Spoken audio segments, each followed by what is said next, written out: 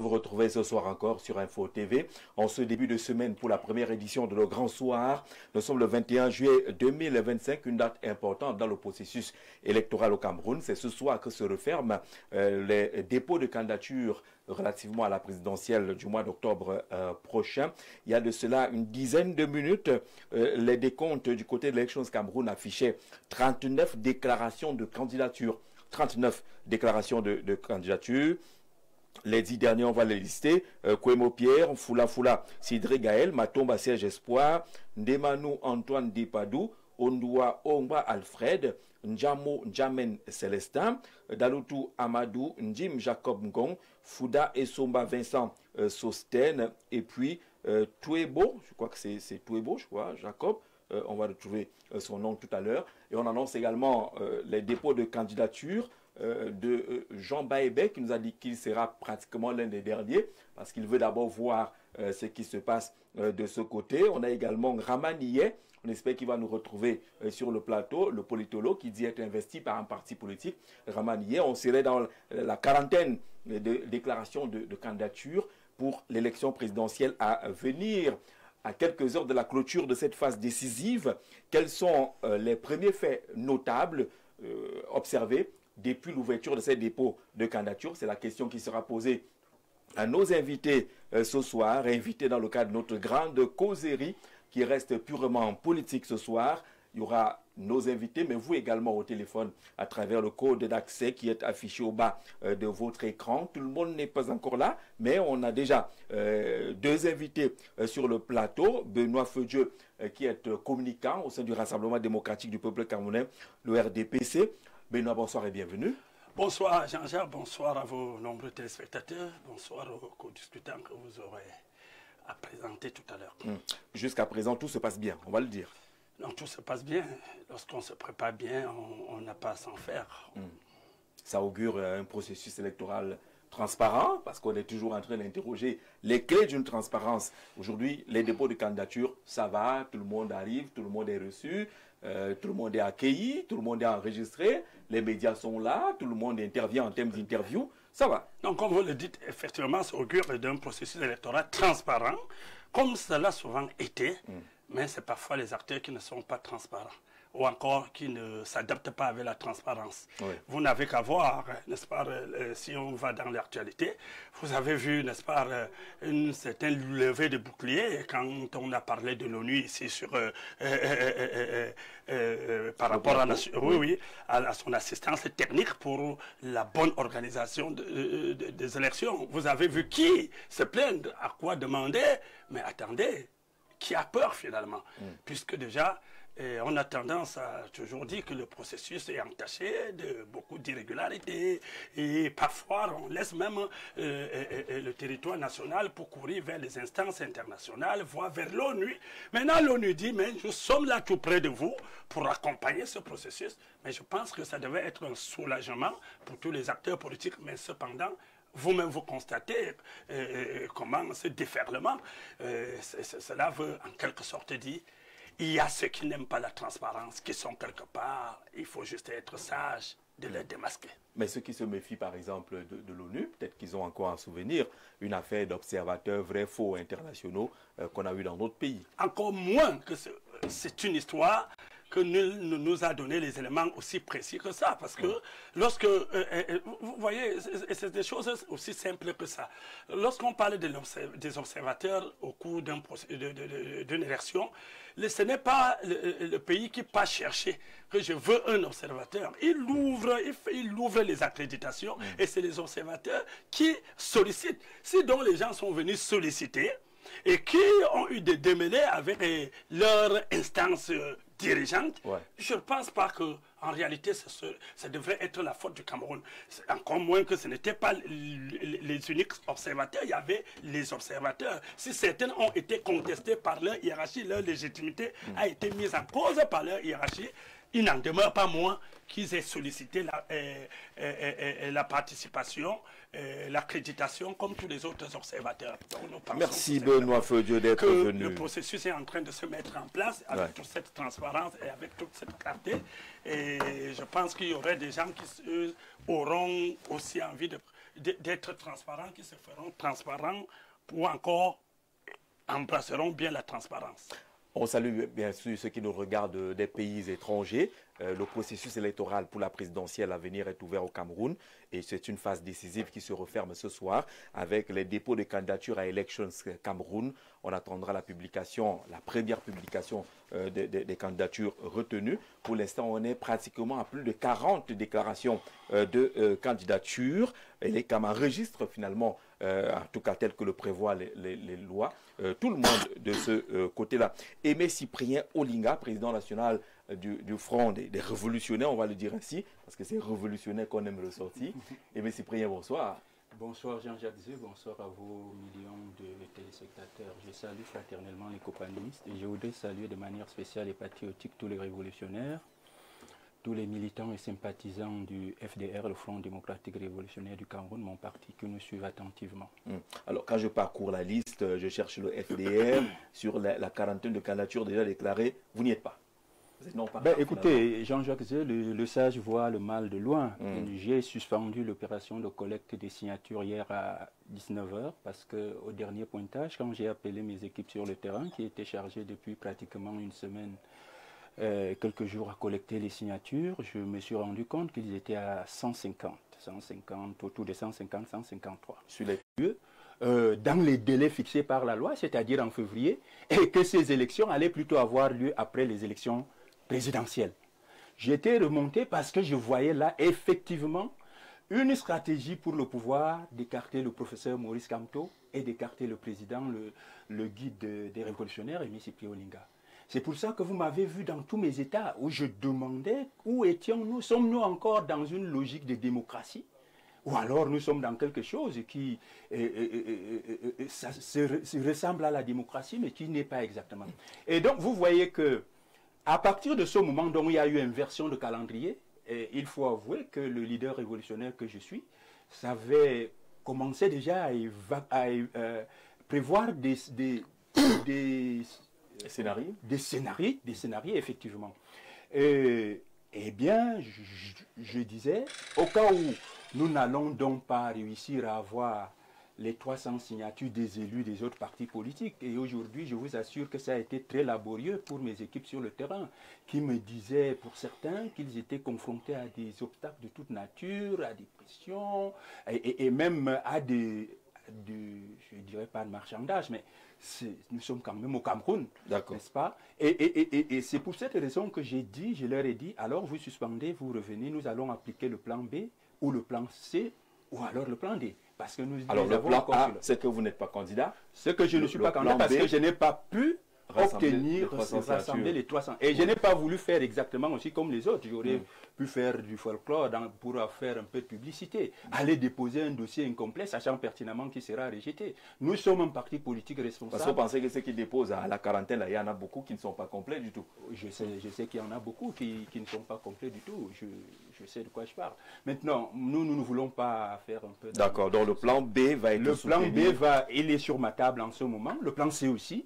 Bon, le plan D, il est encore en suspens au cas où les deux autres ne passent pas. Le plan B, c'est que, et j'avais déjà commencé à vous le dire dernièrement, que les Camerounais s'attendant à une plateforme solide de l'opposition dans son unité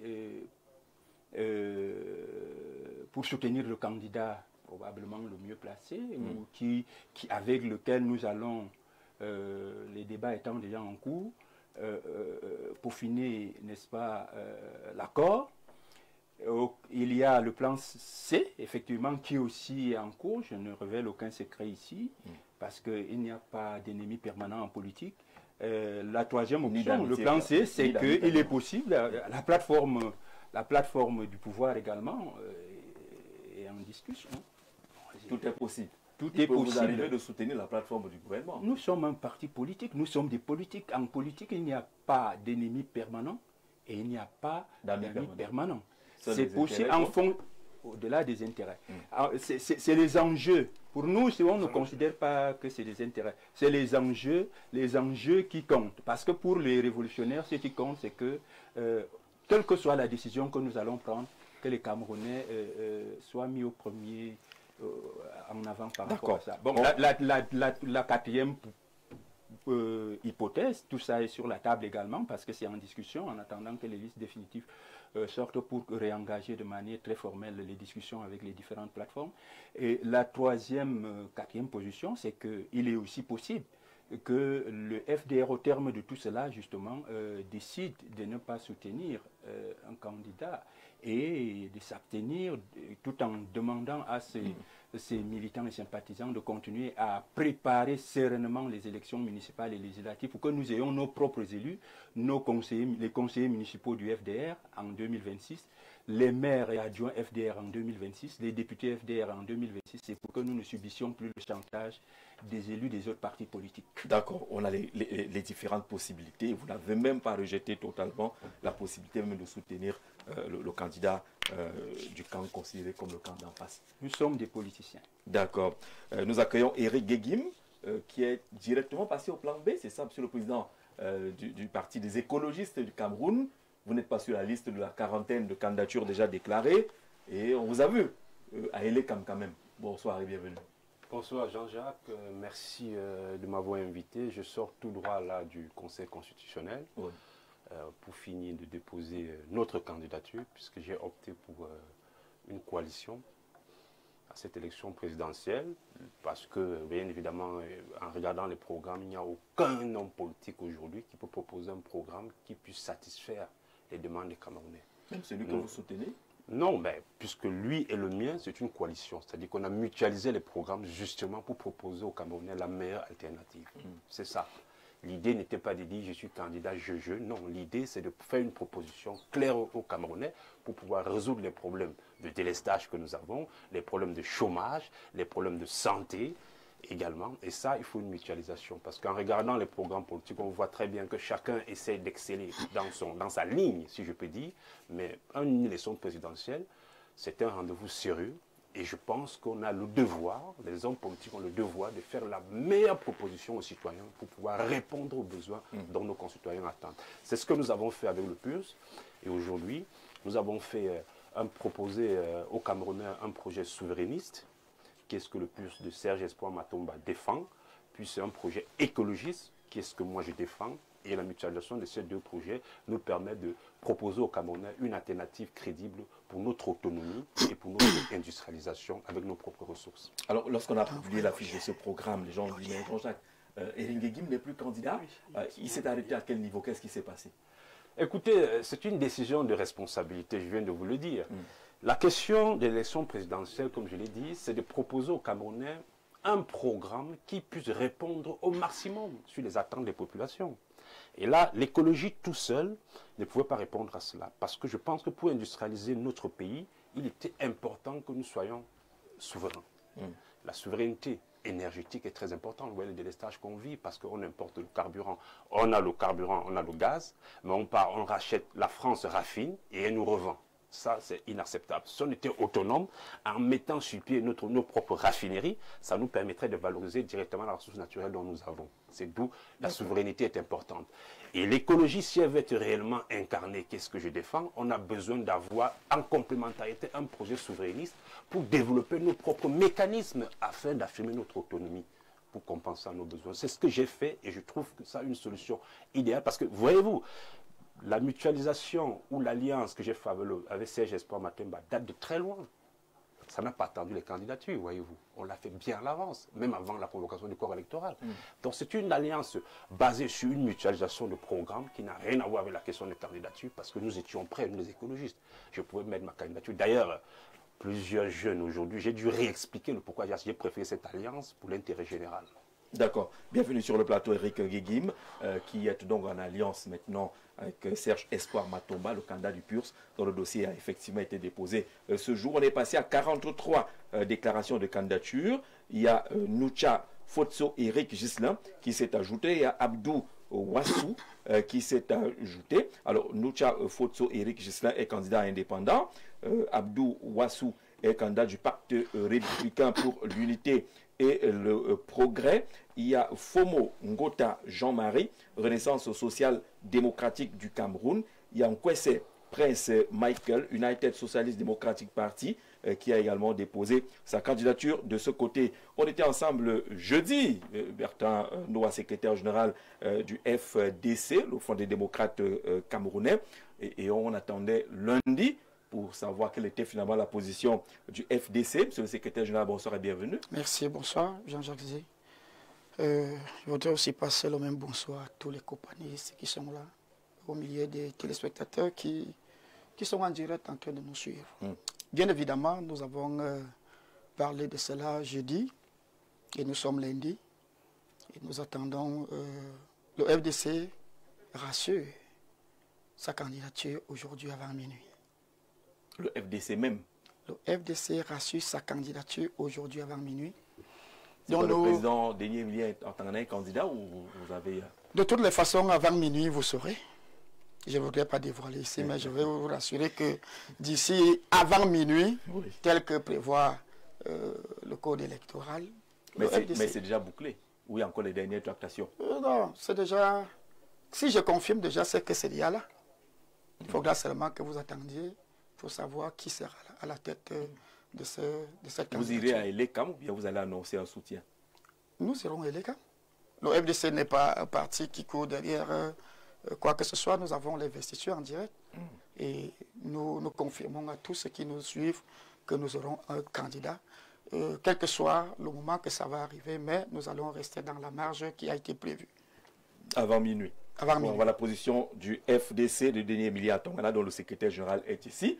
La fumée blanche peut intervenir à tout moment. Alors, on n'a pas encore Jean Baïbek. Il a annoncé qu'il irait aujourd'hui du côté d'Elections Cameroun déposer sa candidature. On sait que Yam Timba, l'autre candidat de l'UPC, a déjà, lui, déposé sa candidature de ce côté. Monsieur, commençons par là, justement. Quels sont, de votre point de vue, les premiers faits notables de cette phase des élections? Aimé Cyprien Olinga.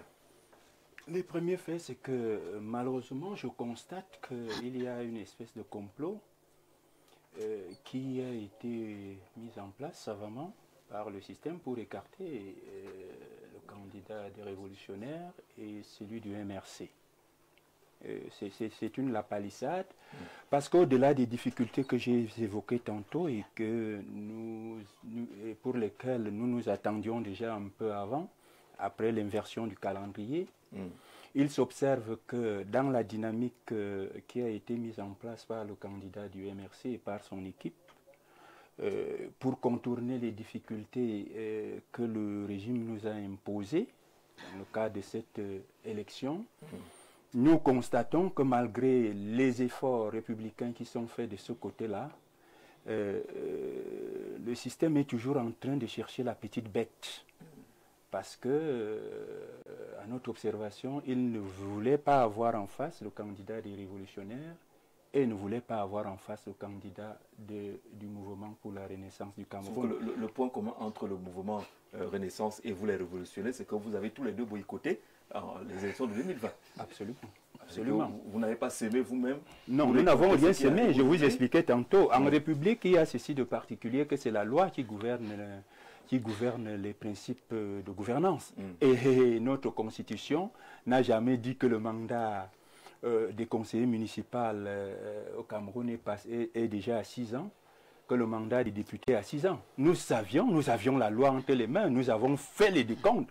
Nous savions que les conseillers municipaux et les députés qui étaient élus en février 2020 avaient un mandat de 5 ans et que leur mandat allait expirer en février 2025, qu'il y aurait donc de nouvelles élections municipales et législatives en février 2025. Et comme notre Constitution dit également que le mandat à l'élection présidentielle, c'est le septennat, n'est-ce pas? Nous savions qu'il y aura les municipales et les législatives en février et la présidentielle en octobre. C'est-à-dire que nous irons d'abord aux législatives et aux municipales et 8 mois après, nous irons à la présidentielle. Donc vous voyez que ce qui s'est fait là, parce que dans notre pays, malheureusement, il faudra qu'on apprenne à être rigoureux dans le respect des lois et de nos textes. Il s'observe malheureusement dans ce pays que depuis, je crois, une quinzaine d'années, le pouvoir s'est inscrit à organiser les élections législatives de manière reportée. C'est-à-dire que, on appelle ça quoi? C'est plutôt la règle. La règle, c'est d'organiser les élections au moment M. Et l'exception, c'est prolongé. Et le prolongement, la prorogation est une exception dans la loi et qui est véritablement bien encadrée aussi. Elle est encadrée, cette exception. Mais curieusement, le pouvoir a transformé l'exception, c'est-à-dire la prorogation en règle. Et le pouvoir proroge indéfiniment depuis une quinzaine d'années les municipales et législatives et ne les organise jamais à temps. C'est-à-dire que ce qui est devenu le principe maintenant, c'est la prorogation, et ce qui est la règle est devenu l'exception. C'est-à-dire l'organisation à temps. Mais connaissant comment le régime fonctionne, pourquoi est-ce que vous n'avez pas anticipé? Vous n'avez pas fait ce que vous avez dit au départ, que l'homme prudent voit le mal de loin. Oui. Vous n'avez pas pensé, anticipé, en allant effectivement aux élections en 2020 pour éviter que ce genre de piège, puisque vous dites qu'il date depuis 15 ans aujourd'hui, se referme sur vous? Ben, écoutez, nous pensons qu'en tant que républicains aussi, lorsque vous menez un combat, vous devez le mener en prenant à témoin le peuple. Ouais. Nous voulions effectivement mettre le peuple devant ses responsabilités. Nous voulions que le peuple constate effectivement que la mauvaise foi que nous avons toujours dénoncée est une règle. Et là, nous y sommes parvenus. Aujourd'hui, les Camerounais sont totalement conscients des enjeux. Et aujourd'hui, ils comprennent effectivement, compte tenu de ce que je viens de vous expliquer concernant même le candidat du Manidem actuel, que l'objectif, en réalité, on ne parle même pas de programme aujourd'hui. Aujourd'hui, c'est comment on fait pour que Kamto ne soit pas candidat, puisqu'on a déjà réussi probablement avec ce que je vous ai... Nous sommes des mais on vous laissait 2 voix sur 3 pour être candidat. Oui. Il y avait quand même encore 2 options. La première option, c'était juste l'option des signatures. C'est elle que nous avons choisie. Voilà. Bon. Et justement, comme j'ai dit... l'investiture par un parti politique représenté. Oui. Et ça, je vais vous expliquer pourquoi nous n'avons pas choisi cette option. Être investi par un autre parti politique représenté, pour le leader révolutionnaire que je suis, ne passait pas, ni pour moi, ni pour mes militants, qui estimaient que je serais obligé de démissionner la tête du Front démocratique révolutionnaire. Vous comprenez? D'accord. Je ne veux jamais démissionner la tête du Front démocratique révolutionnaire tant que je vivrai, tant que mes partisans... au Congrès. Oui, naturellement. D'accord. Ouais. Donc, tant que mes partisans me feront confiance, je serai là à leur service et je ne démissionnerai jamais. D'accord. On a compris cela. Alors, bonsoir JZ et en particulier mon président Cyprien Olinga. S'il n'est pas candidat, qu'il nous donne les consignes de vote. Je suis fan de monsieur, c'est Nicolas, depuis Garoua. Si vous permettez, je vais répondre très rapidement à Nicolas parce que c'est une question qui est également posée par beaucoup de nos militants et sympathisants. J'ai dit, et un communiqué sera publié dans les 48 heures par le secrétaire national de la communication sur toutes nos plateformes numériques. J'ai dit le nom, les consignes de vote, la décision de qui nous allons soutenir interviendra en début du mois de septembre lorsque la liste des candidats reconnus définitivement sera et lorsque nous allons peaufiner donc les différentes discussions, nous allons achever les différentes discussions et les consultations que j'ai également engagées avec les cadres de mon parti. Nous rendrons donc la décision de qui nous soutiendrons en septembre, début du mois de septembre. Début du mois de septembre, si vous voulez. Voilà qui est clair, votre militant vous a bien reçu. Alors, on est déjà à une 50aine de candidatures. Merci Mohamed Change, qui est un journaliste qui nous envoie les dernières nouvelles. On fait du direct là. Alors, Bertin Noah, pour vous, quels sont les premiers faits notables véritablement depuis que ce processus est arrivé à cette étape? Merci. Je voudrais un peu revenir sur les propos de M. Cyprien. À quel niveau, à quel sujet? Lorsque je l'ai écouté, Jean-Jacques, j'ai beaucoup suivi quelqu'un qui est en train d'accuser les gens qui manipulent ci et ça. Il a certainement raison. Mais je voudrais lui dire quelque chose, qu'en politique, on ne joue pas avec l'avantage. C'est une vérité. Lorsque les municipales et les législatives ont été décalées pour 2020, pour tout parti sérieux, devait comprendre que le même moment... probabilité pour que ce même phénomène se poursuive. Ça devait engager tout candidat sérieux à se lancer, quelle que soit sa position. Mais tout au moins, il devait partir à l'élection législative. Lorsque tu refuses de le faire, sachant que quelque part la loi a permis une possibilité, tu ne vas donc pas interdire à d'autres de saisir l'opportunité pour te nuire, si tu trouves qu'ils le font pour te nuire. Et à ce niveau-là, c'est toi-même qui as fait ta propre turpitude. Il faut que nous ayons un langage cohérent dans l'honnêteté et la vérité en politique. Nous sommes sérieux, cher monsieur. Quel que soit, ce n'est pas des accusations. Nous sommes sérieux et même très sérieux. Je ne dis pas nous assumons nos décisions. Que peut-être qu'il fallait lire.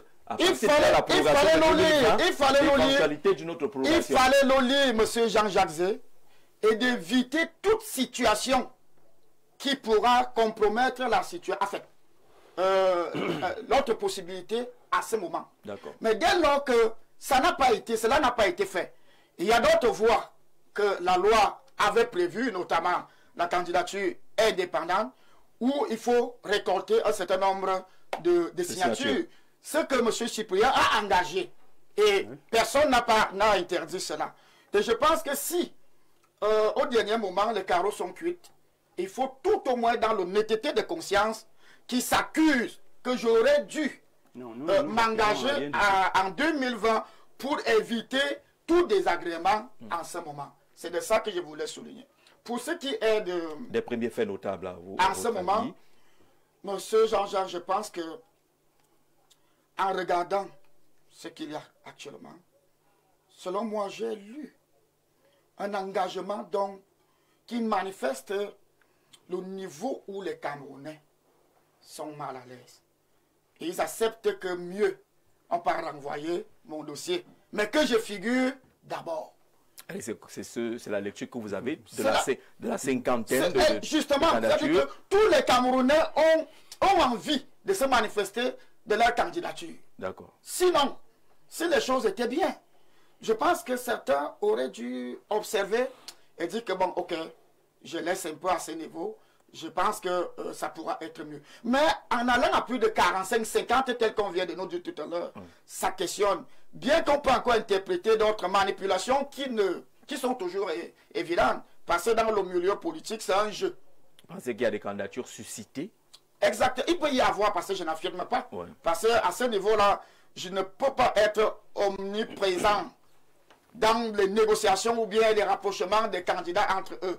Mais en faisant une petite lecture, je peux juste prendre l'hypothèse où les Camerounais sont mal à l'aise. Et c'est chacun qui se lève pour dire que moi aussi, je ne vais pas m'afficher. Ça sort comme ça sort. Même si on renvoie mon dossier, tout au moins, mon nom serait figuré parmi les premières personnes qui ont déposé leur candidature. Donc, mais sauf que à l'intérieur, en dehors de cela aussi, il y a l'espoir où, M. Jean-Jacques, je lis que la scène politique aussi est en train de bouger. Et je me suis questionné personnellement de quoi cela est question. C'est à la sortie d'un long régime. C'est la sortie d'un long régime qui provoque un mouvement sur la scène politique. Et je pense que, quelle que soit l'issue, le démarrage en vitesse que la scène politique camerounaise a engagé à partir de ce moment ne va plus s'arrêter. Quelle que soit l'alternance qui va se passer. Et à cet aspect, je dis bravo, parce qu'il y a quand même des intégrations dans cette scène politique qui, après le mandat, même si c'est qui prend, à la sortie en 2032, ça serait encore plus que ça. Et nous allons nous retrouver sans toutefois l'imposer par la loi, où ça sera difficile pour quelqu'un de briguer 2 mandats. À la lutte, parce que le régime qui a mis long a profité d'un certain jeu pour qu'il soit aussi longtemps qu'il est. Et pour qu'un autre arrive pour faire autant d'années, il n'y aura plus de 43 ans. Ça sera difficile. C'est ce que vous avez dit. Il n'y aura plus d'avoir un long règne de 43 ans. Il n'y aura plus au regard de la scène politique. D'accord. Éric Nguéguim, à l'observation, il a parlé de cette multiplicité de candidatures. Il pense que c'est plutôt positif pour dire que beaucoup de Camerounais veulent que quelque chose change et ils sont tous déterminés. À votre niveau, est-ce que c'est un fait dans ce sens de la lecture qui vous a marqué ou il y a d'autres faits notables? Oui, Jean-Jacques, vous voyez-vous, je vais aller plus loin. Vous avez vu l'engourement que nous avons eu sur le terrain parce que j'ai moi-même organisé des campagnes avec l'ECAM pour l'enrôlement sur les listes électorales. Et on a vu que les Camerounais étaient très intéressés à la chose politique. Donc j'ai également vu ça. Le nombre d'inscrits, il a presque doublé. C'est une élection où il y a une grande participation, même si elle est encore relativement faible, si on peut le dire, mais elle a quand même beaucoup augmenté. On voit que les Camerounais sont intéressés. J'ai également, avant de faire ma coalition, fait le tour des grandes villes. J'ai été à Douala également, où j'ai essayé de regarder, parce qu'avant de faire la coalition, je voulais que les Camerounais me disent un peu ce qu'ils ressentent sur ce programme souverainiste et écologiste que nous leur proposons avec le président Serge Espoir Matomba. Et j'ai fait ce sondage. J'ai eu un retour très positif que les Camerounais réellement veulent un changement et ils veulent un président jeune. Ils veulent une rupture. Les Camerounais veulent être gouvernés à l'image de leur jeunesse. Ils veulent que le président ressemble à la majorité de la population camerounaise. Il n'est pas normal que nous avons... Mais est-ce que ça se lit lorsqu'on voit le rythme de dépôt de candidature? Bien sûr, vous voyez très bien que... Mais il y a les mêmes, hein.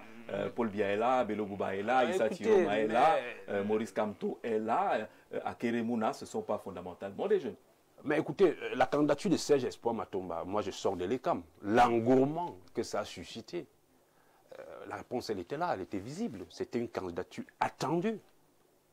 Elle est attendue par le peuple camerounais, parce qu'actuellement, le pays est dans une situation de malaise profond, à tous les niveaux, et je pense qu'aujourd'hui, les Camerounais veulent une réelle rupture.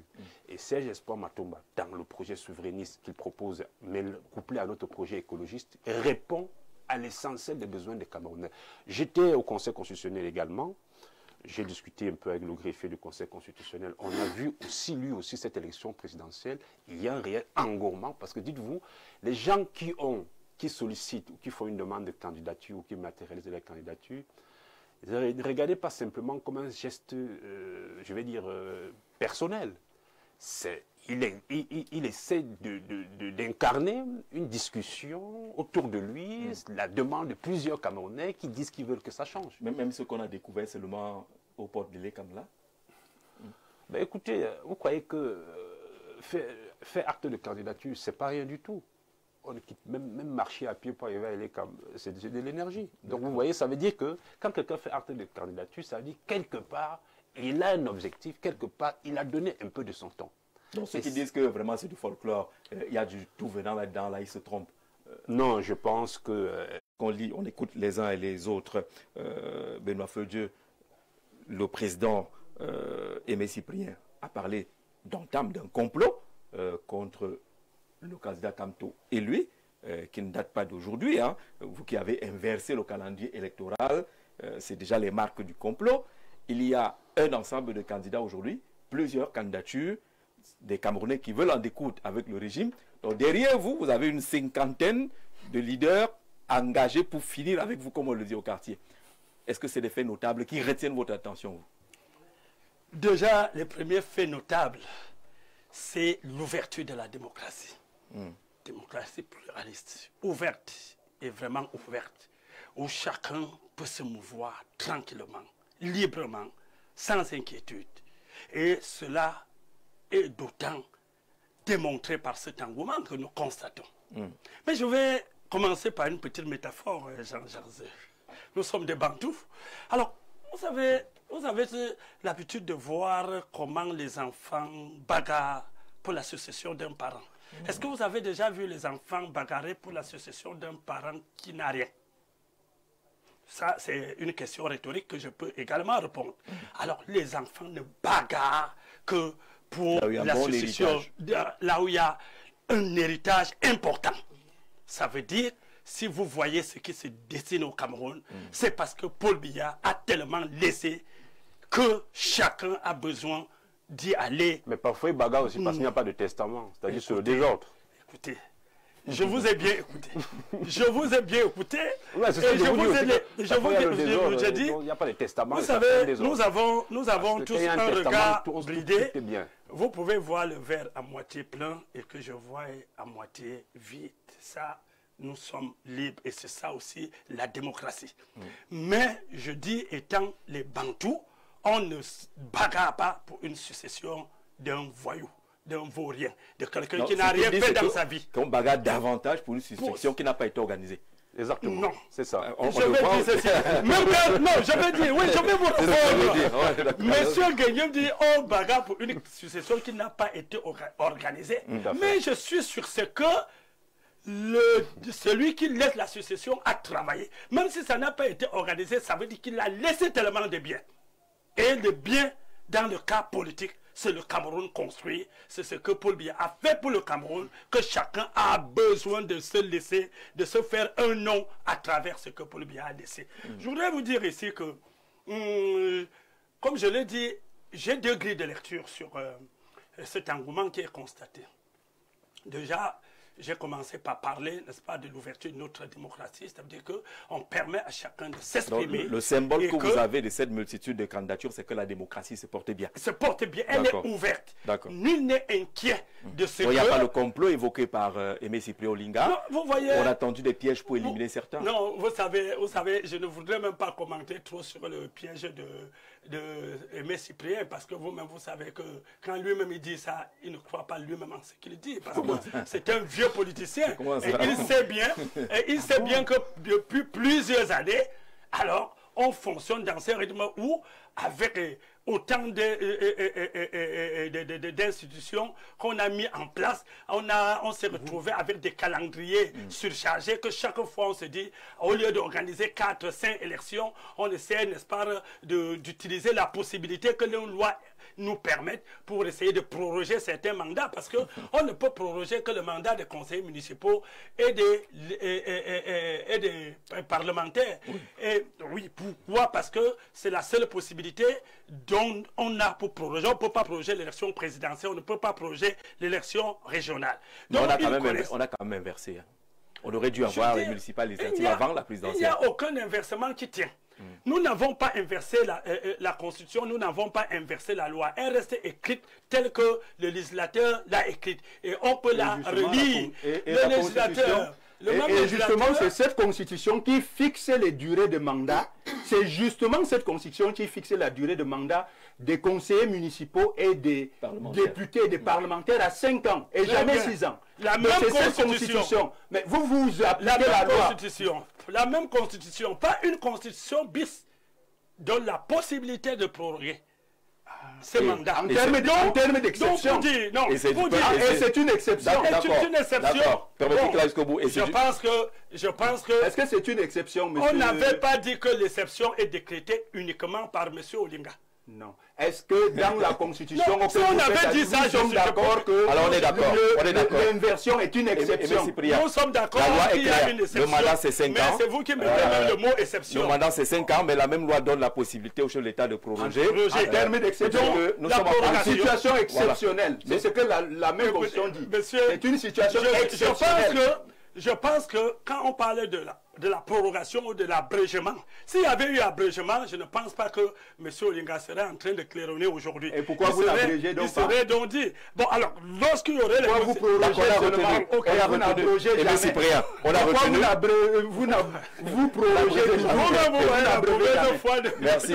On retient. Aimé Cyprien Olinga a dit que c'est le complot. Vous dites que ce n'est pas le complot. Je voudrais leur dire que le RDPC, parce qu'il s'agit de ce parti, a besoin d'aller, de gagner comme le football, c'est-à-dire sur le terrain de jeu. Avec tous les adversaires. Nous n'avons pas besoin. Et puis même, avec tous les adversaires. Avec tous les adversaires. Et M. Olinga peut voir combien de fois le RDPC s'est déployé pour apporter son conseil, son aide, son soutien à Maurice Kamto qu'il vient de prononcer. Vous savez que depuis 2020... Oui, je vais vous dire, je vais vous donner un élément. Non, très simple. Alors, pendant que les gens ont voulu conduire Maurice Kamto dans l'abîme, en l'amenant à inventer, à créer les contorsions de la loi pour créer un juridisme impossible, nous, les communicants du RDPC, et j'en fais partie, j'ai même été relayé par les journaux, avons dit non, c'est faux. Il n'existe pas de contorsion de la loi qui tient. Vas-y tout simplement négocier un parti politique qui va t'accorder son investiture. Nous l'avons dit tout au long, pendant 4 ans. Je pense que là... Il a fini par nous comprendre plus tôt. Je pense qu'il a le même regret que vous avez aujourd'hui avec le boycott. Alors, donc, nous disons tout simplement que Ça, c'est cette première grille de lecture qui montre la bonne démocratie. Oui, la bonne démocratie. La deuxième, qui malheureusement n'est pas très bonne, c'est que nous sommes là en face d'un égoïsme caractérisé d'une frange des Camerounais.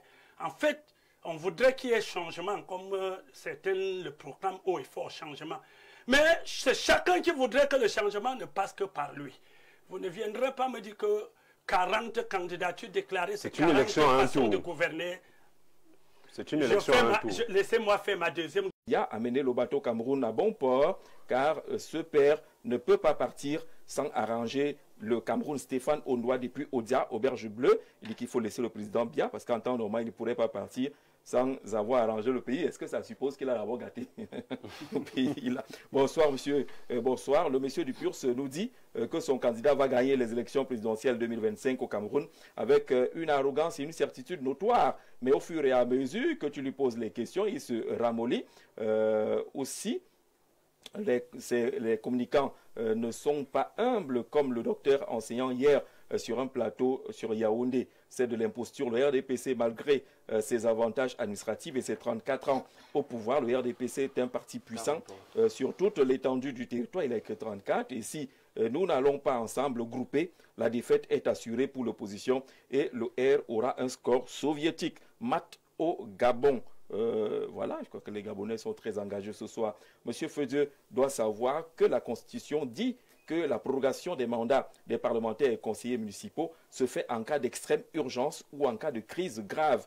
À l'état actuel, il n'y avait aucune crise grave pour cette prorogation. C'est juste que le RDPC voulait écarter le MRC de la course, sachant que ce dernier pouvait avoir des élus locaux que le RDPC nous laisse. Si en 43 ans, ils n'ont rien fait, ce n'est pas en 7 ans qu'ils pourront faire quelque chose. C'est signé le Russe, finalement. C'est le Russe qui est le présentez-vous, vous êtes les Gabonais, vous êtes les Russes.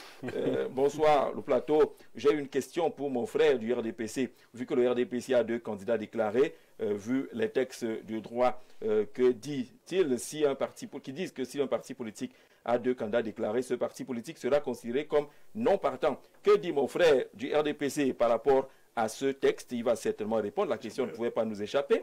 Bonsoir Jean-Jacques. Très belle thématique abordée concernant les dépôts des candidatures. Une observation s'impose. Nous assistons à une prolifération inédite d'hirondelles politiques en quête de visibilité, donnant l'impression d'une scène politique saturée. Avec près de 50 candidatures déposées avant même la validation par l'ECAM et le Conseil constitutionnel, le phénomène interroge. Si l'on peut reconnaître la crédibilité de certaines formations comme le RDPC, le PCRN ou le Manidem, force est de constater que nombre d'autres initiatives relèvent davantage l'opportunisme électoral que d'un projet politique substantiel. Une situation qui, sans verser dans le catastrophisme, mérite réflexion sur la maturité de notre démocratie multipartite. Cette démocratie qui est saluée par Benoît, le plus 228 participe également à cet échange. Tianyo, c'est Kader. Bonsoir mon frère et à tes invités. C'est difficile de dire même que c'est pénible pour un communicant du parti au pouvoir au Cameroun d'expliquer la candidature de Patriarche plus de 90 ans. C'est un échec de n'avoir pas su préparer un dauphin après 43 ans de pouvoir. Pauvre Afrique. Et Sofa Dikeni qui envoie ce message, on va lire un dernier parce que là, sinon ça nous prendra toute l'émission. Bonsoir Jean-Jacques. Le vrai candidat de cette élection, c'est le professeur Jean Baébek Balthazar depuis le... Vous séjourner du côté de l'Occident avant d'envoyer votre candidature par poste. Vous portez la voix de qui? Personne n'a peur. Je dis aujourd'hui que nous sommes en démocratie et l'engouement qu'on perçoit démontre à suffisance que les gens sont libres de s'exprimer. Lorsque vous adhérez dans un parti politique, la moindre des choses, c'est de lire les tests et de vous conformer aux tests. Dès lors que vous vous sentez, n'est-ce pas, à porte-à-faux avec les tests du parti, ça veut dire que vous avez une autre idéologie que vous poursuivez. Vous créez votre parti. Vous pouvez même créer un RDPC bis. Onanaki va créer ton parti. Laisse le RDPC. Vous pouvez créer, si vous... Non, c'est très simple. Si vous trouvez que l'idéologie du RDPC, les tests du RDPC, vous n'êtes plus capable de respecter ces tests automatiquement, c'est que vous ne pouvez plus vous sentir à l'aise dans le RDPC. Alors, beaucoup sont partis du RDPC. Je crois que la majorité des opposants aujourd'hui là sont les anciens du RDPC. C'est normal, c'est libre. Bon, mais si vous voulez être à l'intérieur animé, nous aussi nous aimons, c'est bien la démocratie. On ne vous tiendra pas rigueur. L'exemple en est que depuis cette agitation, bien que nous connaissions que c'est une agitation stérile, il n'y a eu aucune sanction quelconque qui est prise à l'encontre de M. Onana. Parce qu'on démontre effectivement que nous sommes en démocratie. D'accord, on est donc en démocratie. Ce que vous dites sur le plan des textes, il n'y a rien à faire. Et les CAM, dès qu'on va ouvrir le dossier, on verra qu'il n'y a pas de lettre d'investiture. C'est clair. Il n'y aura pas une double candidature du RDPC. Il n'y a pas de double candidature. Est-ce que c'est la seule lecture qu'il faut avoir de ce fait, Aimé Cyprien Olinga?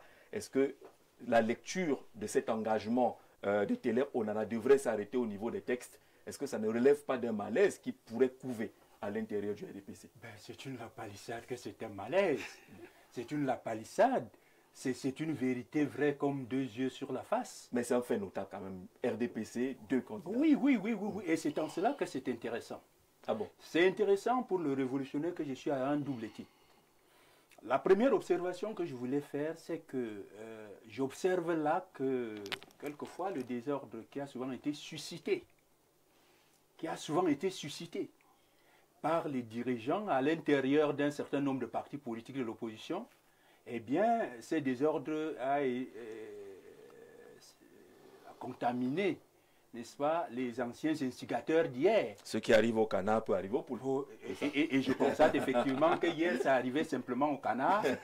Aujourd'hui, c'est en train d'arriver au poule. Et c'est en cela que j'ai dit, lorsqu'il n'y a pas de crime parfait, quand vous avez l'habitude de poser des actes criminels, à un moment donné, ces actes vous rattrapent et vous devenez vous-même la victime. Parce que quand vous optez pour être éternellement le bourreau, il faut vous dire qu'un jour, un bon jour, vous serez une victime. Et je constate donc que le désordre que parfois les dirigeants ont instigé dans les partis politiques de l'opposition, je voudrais citer l'UPC, je voudrais citer un peu, dans une certaine mesure, le PCRN qui en a souffert depuis un certain temps. Je crois que les choses, la justice a fini par régler l'affaire. Je constate que le RDPC aujourd'hui en est victime. Et je voudrais dire que, de la même façon que la jurisprudence, c'est pour ça que je parlais tout à l'heure que dans notre vision, sur les différents scénarios qui sont sur ma table, nous attendons donc maintenant voir quels sont ceux qui seront retenus. Et parce que hier, on a exclu un parti politique parce qu'il avait, je crois, 2-3 listes. Bon, on attend ceux qui ont 2 candidats, si ce qui s'est passé hier ne se passera pas aujourd'hui. Et à partir de ce moment, nous déciderons sur l'orientation que nous allons avoir. Mais Benoît Fedje estime qu'on ne peut pas dire de l'autre que c'est une candidature, que ce n'est pas une candidature. Non, c'est une candidature. C'est une candidature. Et moi, je pense même que dans votre questionnement également, qui est somme toute pertinente, il y a que effectivement à l'intérieur du parti au pouvoir, je crois que c'est mon ami qui le disait tantôt, il y a un besoin. Cette candidature au 2e niveau démontre qu'il y a un besoin à l'intérieur de ce parti politique-là de rajeunissement. Il y a c'est en réalité un conflit de générations qui est ouvert à l'intérieur du RDPC. Hier, il était larvé, ce conflit de générations. Aujourd'hui, il est ouvert. C'est-à-dire que la jeunesse du RDPC estime que les autres, c'est-à-dire que les dirigeants actuels de ce parti et de notre État ont géré, et leur génération à eux, ce que nous leur reprochons aussi au FDR, ils ont géré, et leur génération à eux, et la génération de leurs enfants, ils sont même en train de vouloir gérer la génération de leurs petits-enfants. Et ça, ce n'est pas acceptable, parce que dans la vie humaine, c'est un cycle. C'est un cycle. C'est-à-dire que les parents, ils arrivent, ils donnent, ils accouchent des enfants, qui les relaient, et puis ainsi de suite, ainsi de suite. Si vous estimez que vous allez jouer le rôle de vous-même, le rôle de vos enfants, et même le rôle de vos petits-enfants, ça veut dire que quelque part, vous n'êtes pas sérieux. Vous n'êtes pas sérieux du tout. Et en cela, je dis, la deuxième analyse, effectivement, M. Teller dit, et il le dit avec conviction, et je suis sûr qu'une bonne franche de la jeunesse au sein du RDPC est d'accord avec lui. Même si M. Féjeux ne le reconnaît pas, nous discutons avec, nous sommes dans la classe politique, nous discutons souvent ensemble et nous savons ce que les uns et les autres se disent. Et nous disons que ce jeune homme, ce monsieur représente une bonne frange des progressistes du RDPC et une très grande frange de la jeunesse camerounaise qui estime qu'on leur a volé leur jeunesse, on leur a volé leurs espoirs. Voyez-vous, quand vous regardez ceux qui nous dirigent, on aurait encore pu comprendre que le président de la République a un mandat du peuple camerounais souverain. Mais voter à un scrutin, au scrutin direct, on pouvait encore comprendre.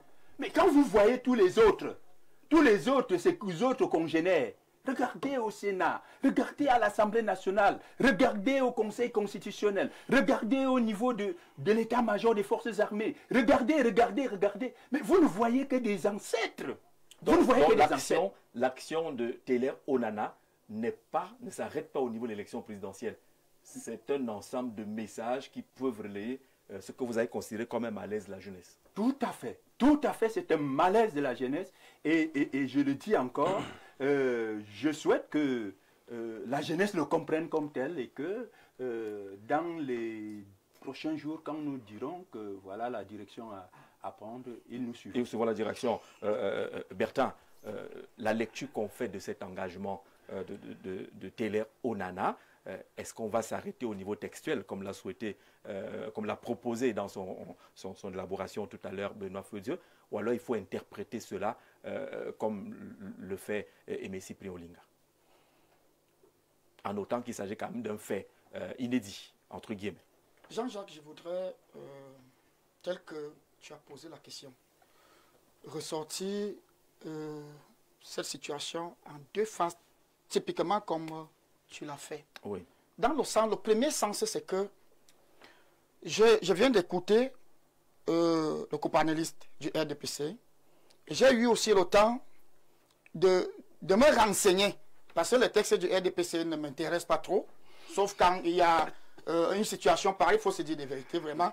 Aller m'attarder pour chercher à savoir qu'est-ce qu'il y a dedans, ça c'est un perdant, il faut le dire. Et depuis un temps où M. Teller est en train de faire ses ajustements, comme le copanéliste disait, ça m'a poussé à une curiosité.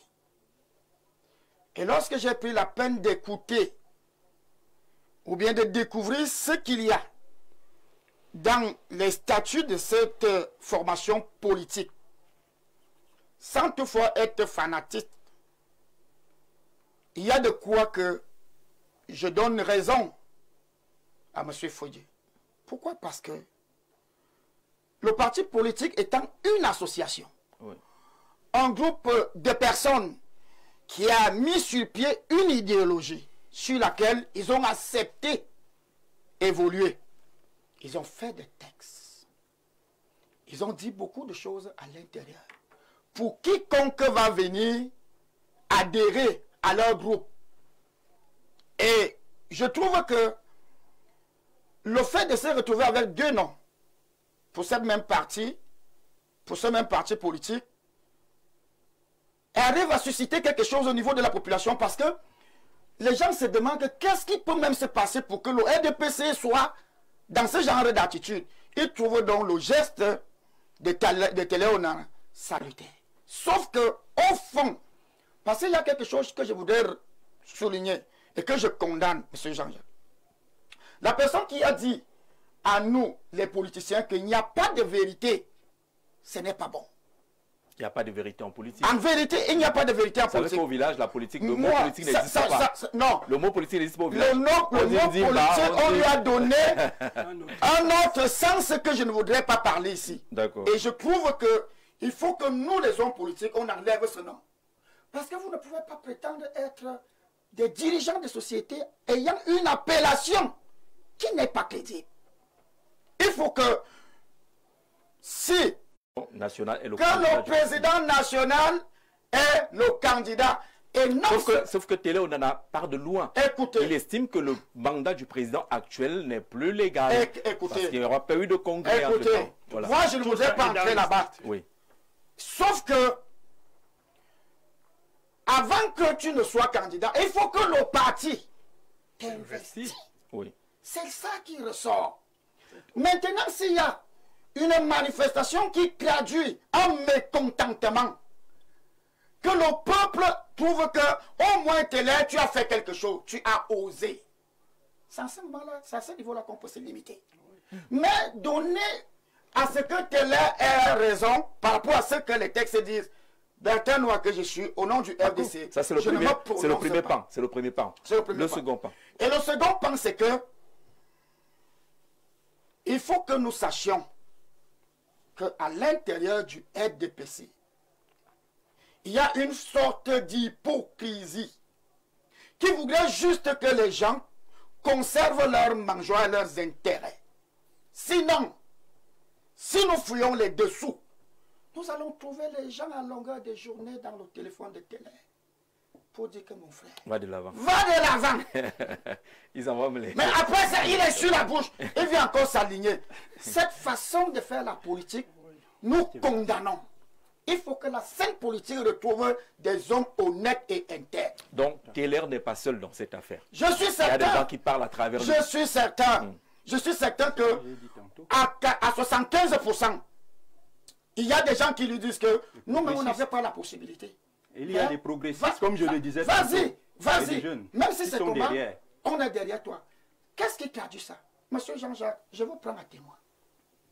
Regardez à partir des organes de base de ce parti. Je n'ai pas encore vu là, vous semblez le maîtriser, une progression qui va de quelqu'un qui a commencé à la cellule. Il a été promu pour entamer le comité de base. Il est parti pour la sous-section. Il est parti à la section. Il est devenu maire. Comment vous le dites? Vous le savez sur quelle base? Vous avez déclaré ici que vous ne suivez pas beaucoup ce parti. Ce sont des gens qui sont autour. Que vous êtes seulement allé lire les textes. Ce sont des faits. Mais Benoît, peut vous citer au moins. Moi, je n'ai pas encore vu une liste interminable de cas de gens qui sont partis de la base. Je n'ai pas encore vu quelqu'un qui est devenu maire et qui peut prendre le micro devant la jeunesse politique. Moi, si j'ai commencé au niveau des organes de base, cellules, j'ai travaillé, j'ai marqué. Mais moi j'en connais, moi j'en connais quand même. Je ne pense pas. Je ne pense pas que de la cellule, comité de base, sous-section, section, tu deviens une autorité. Parce qu'il y a ce qu'on appelle les états de service là-bas dans le parti là, et quand vous les présentez, c'est difficile. À la suite de ce qu'il voulait dire, il y a quelque chose que j'ai noté lorsque le copanéliste Cyprien parlait. Et j'ai suivi un message venant quelque part. La scène politique souffre de deux choses. On va essayer d'aller rapidement parce que on va aller là rapidement, M. Jean-Jacques. La première des choses, c'est que les élites intellectuelles sont devenues forcément des hommes politiques. Ce qui est faux. Ce n'est pas parce que Jean-Jacques, vous avez une grande capacité intellectuelle que forcément vous allez conduire la scène politique. Il faut qu'on fasse attention. Oui. Que la jeunesse qui est le fer de lance de cette nation fasse attention. Ce n'est pas toute personne une élite intellectuelle. Vous comprenez ce que je veux dire? Qui doit devenir, ou bien c'est celui qu'on doit accompagner comme meilleur leader en politique. Deuxième des choses, c'est que les élites administratives, lorsque quelqu'un est ministre, il n'a jamais été intéressé par la politique. Du fait qu'il a été nommé, tu vois, comme tu vas aller il devient patron politique. Il devient patron politique. Et en ce moment, la scène politique va aller dans tous les sens. Et on comprendra les télé Onana. D'accord. Alors, on a entendu tout à l'heure Eric Guiguim, le message qui venait du Canada, on ne va pas passer là rapidement dessus, qui estimait que celui que vous soutenez, Serge Espoir Matoma, n'incarne pas l'espoir de la jeunesse. En même temps, il dit que le candidat du changement, c'est Maurice Kamto. Oui, je pense qu'il ne faut pas troubler les Camerounais. Déjà, le président Serge Espoir Matomba a réussi là où beaucoup de leaders ont échoué. Oui. Sa candidature aujourd'hui est incontestée et incontestable. Alors que beaucoup de leaders politiques cherchent encore les partis politiques où à être candidat. Ça montre déjà qu'il est dans une certaine constance. Ça rassure de sa maturité politique. La deuxième chose, c'est que le président Serge Espoir Matomba est un entrepreneur. Donc, il est en contact avec les gens, comme on dit souvent. Il crée des emplois. C'est quelqu'un qui connaît les problèmes de la société camerounaise. C'est quelqu'un qui emploie les gens, qui connaît les problèmes des gens. Et ça, c'est très important, vu l'état de notre pays actuellement. Donc celui qui dit qu'il n'incarne pas la jeunesse fait sûrement une erreur. Je le pardonne, parce que là, sur la campagne électorale que nous allons faire, il aura le temps de bien découvrir le candidat, le président Serge Espoir Matomba, qui pour moi est l'homme de la situation, vu la situation chaotique de notre pays aujourd'hui où le chômage, on n'en peut plus, les jeunes, les déviances, on n'en peut plus, les soins médicaux sont compliqués, si on n'a pas d'argent, on ne peut pas se soigner, la souveraineté, on ne l'a plus, on a l'impression que les Camerounais importent tout, alors qu'ils ont la matière première, ce qui est catastrophique. On ne peut pas importer le blé d'ailleurs, alors qu'on a le maïs sur place, alors qu'on a les terres arabes. Ça, cela est inacceptable. C'est ce combat que incarne le président Serge Espoir Matomba, couplé de ma vision écologiste, parce que l'écologie est la base de tout. L'écologie, c'est la vie. Au départ, c'était la vie, la terre. Donc c'est ça l'écologie. On doit ramener tout à la terre. Et puis, tout le monde sait que le Cameroun est un pays à 70-80% agricole. Quelle politique on peut incarner si elle n'est pas écologiste au Cameroun, vu que nous sommes un pays à 70 et 80% agricole? D'accord. Deuxièmement, si nous voulons industrialiser le pays, comme tout le monde en parle, on doit plus importer, on doit être industrialisé. Pouvons-nous nous industrialiser sans être souverains? Ce n'est pas possible. On peut Il y a donc une fusion entre le souverainiste que Serge Espoir. Dans tous les débats périphériques là, le RDPC a-t-il deux candidats, le PC en a-t-il? Est-ce qu'on a démissionné ici pour adhérer là-bas? C'est pas important pour Jean-Jacques Zé, nous sommes une élection présidentielle, voyez-vous. Oui. C'est un rendez-vous chaque 7 ans. Le peuple attend pour voir qui va répondre, qui va proposer des solutions crédibles aux problèmes quotidiens des Camerounais. C'est ce que les Camerounais attendent.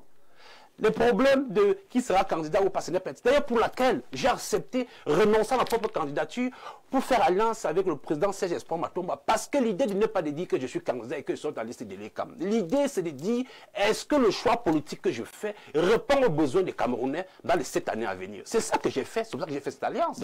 Et mon programme écologiste couplé au programme souverainiste de Serge Espoir Matomba est la réponse idéale. C'est une alliance de fond. Voilà. On a bien compris. C'est là. La troisième partie, la troisième interrogation sur les faits notables va considérer.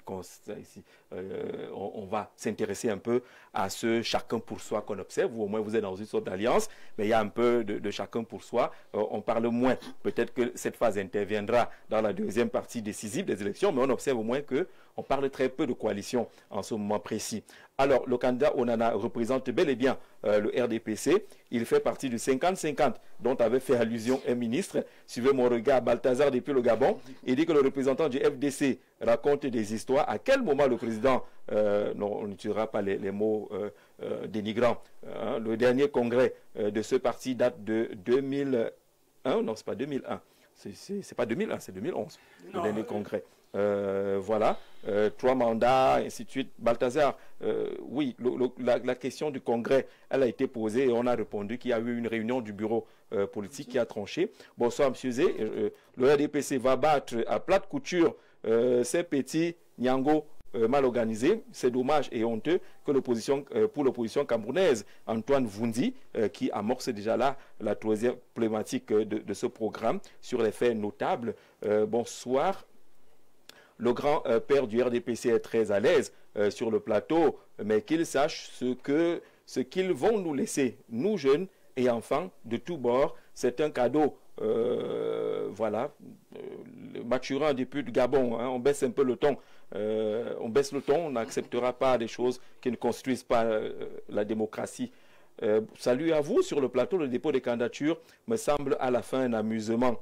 Pour certains, avec la quarantaine de candidatures, il y a des plaisantins qui s'aventurent juste pour vouloir se faire un nom. À mon avis, le vrai changement est le changement de génération.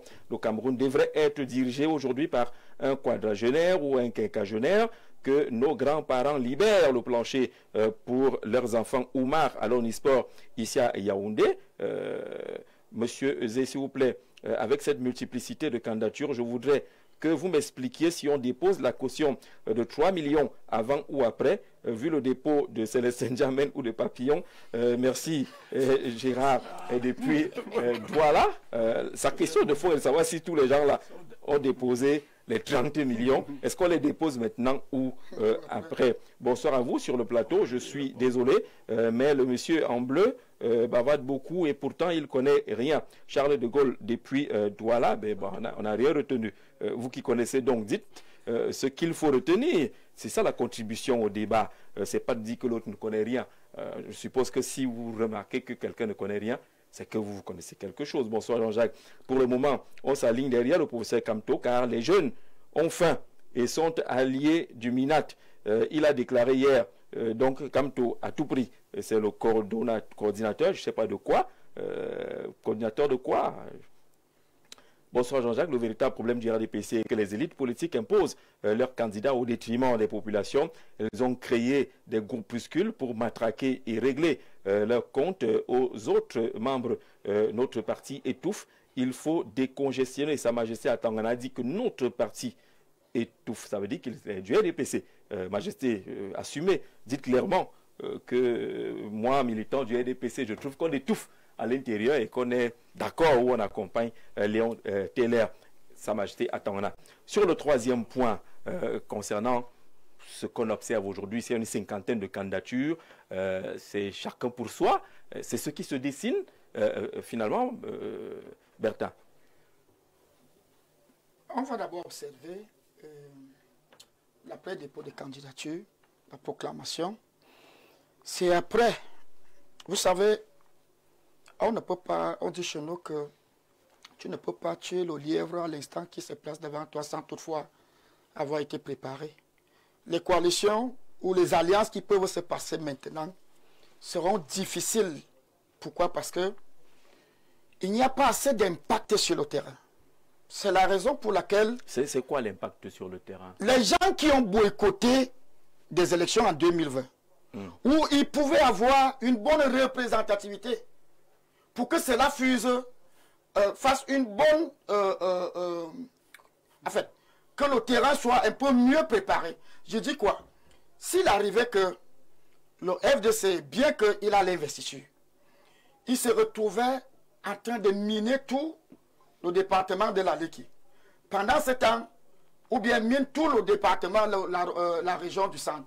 Les autres prennent comme ça de telle sorte que le terrain devient matérialisé. Oui. Jean-Jacques, je pense que c'est à ce moment-là que les fruits d'une bonne coalition peuvent arriver. Et le problème qui est de fond, c'est que combien de Camerounais nous suivent à la télé, en dehors des grandes villes, là où nous sommes là présentement, même à Yaoundé, il arrive qu'on fait toute une journée, il n'y a pas la lumière. À plus forte raison, dans l'arrière-pays. Ça fait que... Dans les débats à la télé, ne sont pas forcément des indicateurs d'impact sur le terrain. Effectivement. Pourquoi je dis ça? Je le dis parce que nous avons fait une petite étude. Je l'ai dit ici dernièrement. Et nous avons trouvé que le jour du 12 octobre, les gens qui vont boycotter d'aller voter sont ceux qui suivaient ce débat depuis des années. Mais au village, une maman qui vient de finir la messe, elle est comme si elle partait faire un devoir où on va lui donner l'argent. Ça dit c'est comme un envie. Les gens votent plus dans l'arrière-pays. Et pourtant, ils ne suivaient pas tout le bavardage qu'on faisait ici. Avec les qui donc? Si je me retrouve avec Cyprien, parce qu'on a déposé les candidatures, on nous a retenus. Maintenant, on décide de faire la coalition. Quels sont des gens qu'on traîne derrière nous? Des véritables électeurs. C'est des salles au fond. Il faut qu'on le dise clairement pour être honnête. Dans les alliances significatives, ne seraient pas des conventions. Ne seraient pas des conventions. Vous allez réagir. Nous parlons ici là pour des gens qui vont voter. Ce n'est pas pour des candidats qui ont déposé leur candidature. Bertrand me dit qu'il faut faire le distinguo entre les conventions qui sont aussi ici et des alliances qui peuvent avoir un impact. Les alliances qui peuvent avoir un impact sont issues des candidats qui ont une potentialité sur le terrain. Oui. C'est une vérité. Mais lorsque tu as fait des inscriptions sur les listes électorales... Permettez, l'inscription, quand tu inscris quelqu'un, tu as un corps électoral. Tu n'es pas sûr de la personne. Non, tu as un corps électoral. La mouvance des inscriptions est à part. L'éducation populaire. Moi, je ne sais pas, les gens que j'ai conduits, allaient se faire inscrire, qu'ils sont soit mes amis proches, je ne serais pas sûr de leur voix. Le 12 octobre. Et là, on revient encore au boycott. Il faut que y a des conséquences jusqu'aux alliances. Aux alliances. D'accord. Parce que s'il y avait véritablement un engagement qui impliquait la scène politique, où les gens sont en train de travailler franchement sur le terrain pour avoir des militants convaincants, je pense que c'est à ce moment-là que les coalitions allaient avoir de l'impact. Mais si ce n'est pas le cas, parce qu'on a validé ma candidature, on a validé la candidature de l'autre. C'est-à-dire que vous avez aujourd'hui des cas d'école. Si vous êtes dans un mouvement d'alliance avec Issa Tiroma qui est présent sur le terrain, Belouba qui est présent sur le terrain, ainsi de suite, ça peut être plus porteur. Ou le PAL ou le FDC qui sont sur le terrain. Ça peut être plus porteur sur une analyse théorique et non de fond à une analyse pratique. Parce que le jour du vote est compliqué. Pour tout le monde. Même pour tout le monde. Même pour ton garde du corps. Tu ne sais pas qu'il peut être fâché de toi et pas donner sa voix à une autre personne. D'accord. Est-ce qu'on n'a pas en train de vivre du chacun pour soi qui peut être conséquente, hein, parce que beaucoup appellent à la mutualisation. Vous avez suivi quelques messages ici où on dit que vraiment laissez cette affaire-là. Si vous n'êtes pas ensemble, c'est grillé. L'étape-ci n'impose pas des coalitions, c'est ça? Non, je pense que la coalition peut se faire à tous les niveaux d'une élection présidentielle. Et ça, c'est la première chose. Deuxième chose, il faut comprendre que l'élection, ça se prépare. Nous avons fait beaucoup de campagnes sur le terrain pour encourager les gens à s'inscrire sur les listes électorales, mais pas que, c'est-à-dire pour sensibiliser. Parce qu'un parti politique comme le nôtre, au Parti écologique, nous avons un centre de formation pour former nos militants. Nous faisons des séminaires pour expliquer ce que c'est que l'écologie politique. Ça, c'est une première chose. Ça permet à nos militants, à nos apprenants, à nos sympathisants de savoir ce qu'ils défendent. La deuxième chose, c'est que nous allons sur le terrain avec Elé, comme nous l'avons fait dans plusieurs, même dans l'arrière-pays, pour que nos militants puissent s'inscrire sur les listes électorales. Mais qu'on a d'abord sensibilisé à l'avance, nous avons un centre de formation. Parce que l'éducation populaire est importante en politique. Si vous n'éduquez pas vos militants, c'est-à-dire les citoyens, nos sympathisants, ils vont voter quoi? Ils défendent quoi? Ils veulent quoi? Il faut cette explication au préalable. Nous, au Parti écologiste, nous l'avons fait. Et nous continuons à le faire. La vision souverainiste du président Serge Espoir Matomba, également, si nous nous sommes mis ensemble, c'est parce que ce principe de formation, d'éducation populaire, d'éducation citoyenne, nous la faisons. C'est pour ça que nous disons aujourd'hui que... Et vous êtes satisfait des résultats? Bien sûr, puisque le corps électoral actuel, je peux l'affirmer sans me tromper, qu'au moins la moitié du corps électoral vient des efforts que nous avons faits, moi le Parti écologiste, le président Serge Espoir Matomba, pour constituer ce corps électoral. Vous êtes là. Bien sûr. Il y aurait ceux qui ont travaillé. Et je n'ai pas dit l'ensemble, j'ai dit bien une partie, parce que je ne peux pas me permettre de penser que nous aurons 100% du corps électoral. Ça veut dire qu'on reconnaît... Mais ce qu'il dit, c'est qu'une alliance est plus forte si vous êtes effectivement sur le terrain, si vous avez des élus quelque part qui peuvent être une ressource, disons, qu'on peut gérer. Ne mettez pas les Camerounais dans des cases, voyez-vous. Ouais. Une élection présidentielle, les Camerounais ont ce qu'on appelle une demande. C'est-à-dire quand quelqu'un vient avec son problème, il attend une solution qui correspond à son problème. Les problèmes d'eau, les problèmes d'électricité, de délestage, c'est des problèmes réels. Que les gens veulent des solutions. Ça ne marche pas depuis 40 ans. On le voit, on le vit. Nous venons avec une solution alternative. Et de prime abord, nous expliquons, grâce à ces formations que je vous dis aux citoyens, vous voyez, si on avait choisi les énergies renouvelables, par exemple la décentralisation de l'énergie, on n'aurait plus le délestage parce que l'ouest du Cameroun, par exemple, est un vivier considérable de biogaz. Pourquoi ne pas développer des projets photo-biogaz à l'ouest pour rendre l'ouest autonome? Je reviens au centre. Yaoundé, tout le monde dit ville à 7 collines. C'est vrai. Pourquoi ne pas développer l'éolien à Yaoundé, sur les 7 collines de Yaoundé, pour rendre Yaoundé autonome? On est d'accord là-dessus. Alors, donc, c'est pour vous dire de présenter les projets. Tout à fait. Mais c'est pour vous dire que tout à l'heure, cette qui observe qu'il y a 50 candidats. C'est une élection à un tour. C'est une élection à un tour. Le nombre de candidats, peu importe. Parce que c'est une élection à un tour. Mais justement, c'est à ce moment-là qu'il faut... Non, c'est pour ça que quand c'est à un tour, non, ne faites pas croire aux Camerounais que s'il n'y a pas un candidat unique de l'opposition, l'élection ne sert à rien. C'est faux. Peut-être pas unique, mais bon. Non, mais c'est faux, parce que même si le corps électoral est divisé en 1000 électeurs, le premier qui aura le plus d'électeurs gagnera. C'est à un tour. Mais vous avez quelqu'un qui a 43 ans en place. Oui. Donc ça ne marche pas. Donc ça ne marche pas. Il faut le dire. Et donc il y a un malaise. Pourquoi vous ne mettez donc pas ensemble pour essayer d'avoir la voix de plus?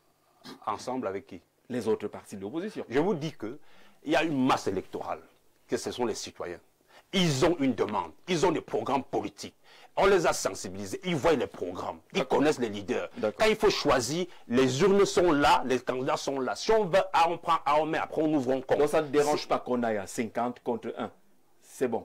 Je pense qu'il faut être honnête. S'il n'y a pas une coalition sur les programmes, sur le fond, ça ne sert à rien. Ce sera une tromperie, une duperie. Si on dit aujourd'hui que sans un projet commun de l'opposition, la candidature unique de l'opposition n'a pas de sens. C'est de l'entourloupe. C'est pour un programme consensuel. Bien sûr. Chacun vient avec son bout. Il faut commencer par là. S'il n'y a pas de programme programme consensuel, il faut aller à l'élection comme on y va là. Parce que justement, ceux qui ont le meilleur programme permettront aux citoyens de partager. Et comme ça, à un tour, le meilleur gagnera. Et le travail que nous avons fait sur le terrain, et vu que depuis 40 ans, ça ne marche pas, on est convaincu que nous avons le meilleur programme et que le président Espoir Matomba sera le prochain président de la République. Et M. C.P. Olinga, est-ce que ce n'est pas du 50 contre 1 qu'on est en train de voir? Et dans cette configuration, est-ce que ça ne joue pas contre ceux qui veulent occuper le siège des Toudis? Écoutez, moi je pense que l'opposition camerounaise, d'abord avant de répondre, il y a quelque chose que mon frère a dit tout à l'heure là qui m'a un peu dérangé. Le boycott a démontré que, et comme je le disais tantôt, on a pris le peuple camerounais à témoin d'un certain nombre de fêtes et d'entourloupes qui sont en vigueur depuis près de 20-30 ans et que le FDR, nous avons toujours dénoncé. Et pour que les Camerounais soient sûrs et certains de nous faire confiance, que c'est nous qui leur avions toujours... Et je suis heureux que mon frère ait parlé de vérité. Effectivement, les révolutionnaires ont adopté ce langage de vérité depuis à peu près 30 ans. Et c'est pour ça que nous sommes constants. Et ce devoir de vérité, donc, était tel que, à un moment donné, vous avez des individus qui vous disent, mais non, vraiment, il faut. Nous avons donc posé cette problématique pour leur dire, nous pouvons nous faire violence. Est-ce que vous pensez que ceux qui boycottent les élections le font de gaieté de cœur? Vous pensez que même au FDR, nous sommes heureux aujourd'hui de financer le parti avec nos modestes moyens, alors que les autres qui ont des élus, ça et là, ont des financements de l'État? Mais nous faisons ce sacrifice, pourquoi? C'est pour dire à notre peuple que le plus important pour nous, ce n'est pas d'avoir des millions qu'on va reverser à notre parti parce que nous sommes représentés ici et là. Nous pouvons nous faire violence, continuer à financer avec nos moyens propres, mais en vous montrant qu'effectivement, ce que nous vous disons depuis, que ces gens font, et qui n'est pas normal au regard des textes de notre pays, à savoir la Constitution et les lois, c'est pas bon. Et quand nous avons donc fait cela, les Camerounais ont remarqué que, certains ont dit, nous y allons, nous allons changer ci ou ça à l'Assemblée, même si nous sommes une ou deux personnes. Et ils ont constaté, malheureusement, que certains sont partis. Ils ont 2, 3, 4, 5, peut-être 10 députés. Le parti au pouvoir en a, je crois 150 combien, et que beaucoup de choses n'ont pas beaucoup bougé. Que certainement ceux qui disaient que cette affaire-là, il fallait une meilleure organisation pour que justement l'opposition ait la possibilité, si on a des élections libres et transparentes, d'avoir donc un plus grand nombre de représentants. Ça lui donnerait la possibilité de faire bouger les lignes. Et ça, monsieur Noah, je crois, oui, c'est ça mon frère. Et ça, le professeur Maurice Kamto et le MRC, le guide de la révolution que je suis, Cyprien Aimé Olinga, et le FDR, nous avons réussi. Nous avons réussi et c'est pour cette raison. Et vous le savez, d'ailleurs ça a été partagé, il y a un organe indépendant qui n'est même pas congolais, qui est venu, qui a fait un travail et qui a sorti les 10 personnalités politiques qui ont été les plus convaincants aux yeux d'un échantillon de Camerounais au mois de novembre, début décembre, et qui a sorti les 10 premiers. Et dans cet échantillonnage, le professeur Maurice Kamto apparaissait en première position avec 27% d'intention de vote favorable des Camerounais qui estiment qu'il a été convaincant, le plus convaincant en 2024. Moi-même, sans fausse modestie, le président du FDR apparaît dans ce sondage avec 25% d'intention favorable. Il a été de Maurice Kamto. Oui, il a été convaincant. L'honorable Cabral Libi, également en troisième position avec 20,7% d'intention favorable. Et justement, le candidat Paul Biya... Donnez alors les consignes de vote. Vous avez 25%. Paul Biya, dans cette affaire... Paul Biya dans cette affaire apparaît en 4e position avec 15,9%. Il n'a fait aucun plateau. Bon, alors, à partir de ce moment, vous imaginez que les autres, je ne vais pas dire ce que les autres jusqu'au 9e avaient. Et donc, c'est pour dire à mon frère que justement le boycott a permis au peuple camerounais souverain de savoir quels sont effectivement ceux qui se battent pour son bonheur, qui ne se battent pas simplement pour avoir quelques représentations et avoir des retombées en termes d'argent, en termes de ceci sur le terrain. Nous souhaitons avoir tout cela, mais nous avons fait ce sacrifice pour démonter et montrer qu'il y a un besoin que les lignes bougent. Et les lignes ont bougé. Et c'est pour ça que ces messieurs, au sortir de ces premiers sondages, ont donc décidé en novembre d'inverser le calendrier.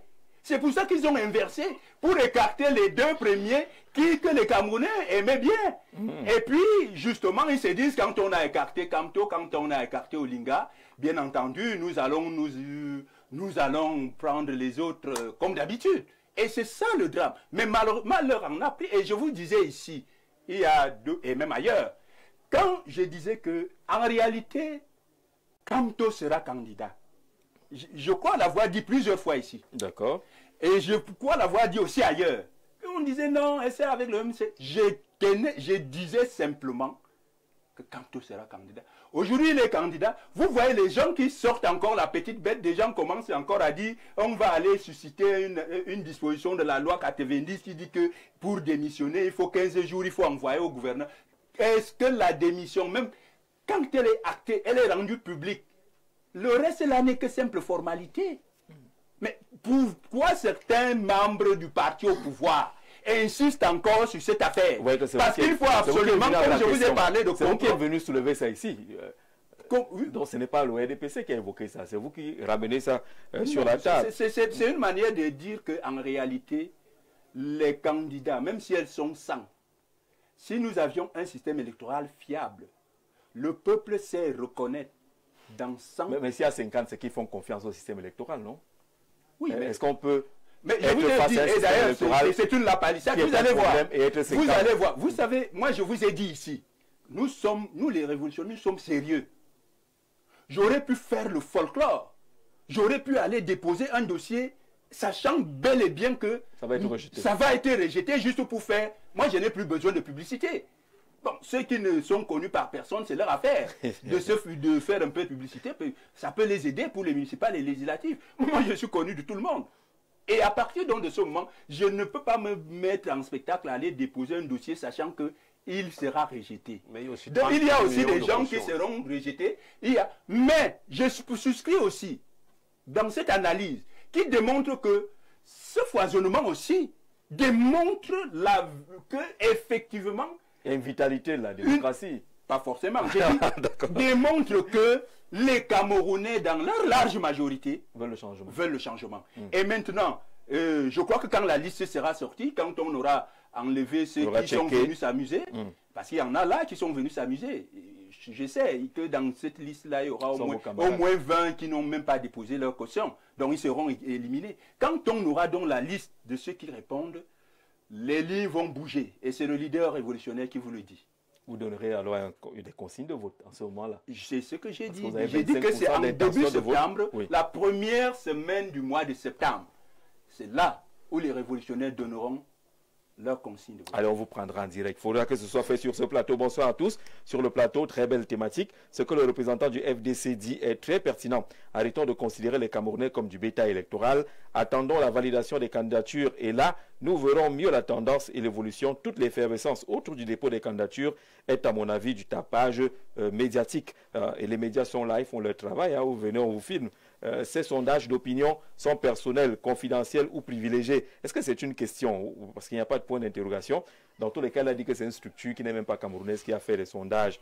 Une fois de plus, bonsoir. La foule agit toujours avec l'émotion. Le RDPC est un parti politique qui est très bien structuré. Par contre, aux autres qui font surface, quand ils apprennent qu'il y a des élections dehors, ce qui prouve qu'ils ne sont pas sérieux. Ils ne viennent pas pour aider les Camerounais, mais plutôt pour leur intérêt personnel.